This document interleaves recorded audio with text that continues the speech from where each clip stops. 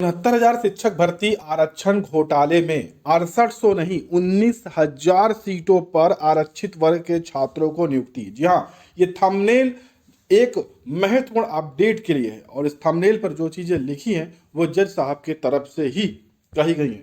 कल जैसा कि यहाँ पर 69,000 शिक्षक भर्ती में 6800 मामले में सुनवाई होनी थी और इसी घोटाले पर जज साहब ने बड़ी टिप्पणी की है। उन्होंने कहा कि 6800 नहीं 19,000 सीटों पर घोटाला, वकील के द्वारा कहा। तो जज साहब ने कहा है नौकरी दीजिए वरना इन सीटों पर हम खुद फैसला दे देंगे। जी हाँ, और शिक्षक भर्ती आरक्षण घोटाले में सरकारी वकील नहीं रख सके कल की सुनवाई में कोई भी पक्ष, और इसी के बाद जज साहब ने बड़ी टिप्पणी यहां पर की है जो कि छात्रों के पक्ष में दिखी।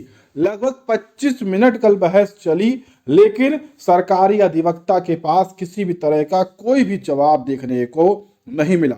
वहीं पर जो विपक्ष के वकील है, अधिवक्ता है, उनके माध्यम से लगातार कहा गया कि 27 की बजाय 3.80 ही आरक्षण 69,000 शिक्षक भर्ती में दिया गया है और 6800 नहीं 19,000 सीटों जो है वो आरक्षित वर्ग के छात्रों को दी जानी चाहिए।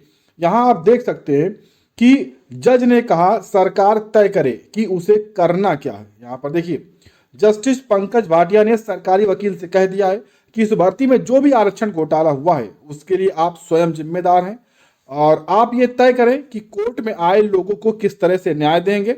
अगर कोर्ट में आए लोगों को आप न्याय नहीं देते हैं तो ऐसी स्थिति में हमको न्याय करना पड़ेगा, क्योंकि सारी स्थिति अब आपके ही जरिए यहां पर ये हुई है और ऐसे में वो 19,000 सीटों पर भी आदेश कर सकते हैं नया विज्ञापन जारी करने के लिए और आरक्षित वर्ग के छात्रों के लिए।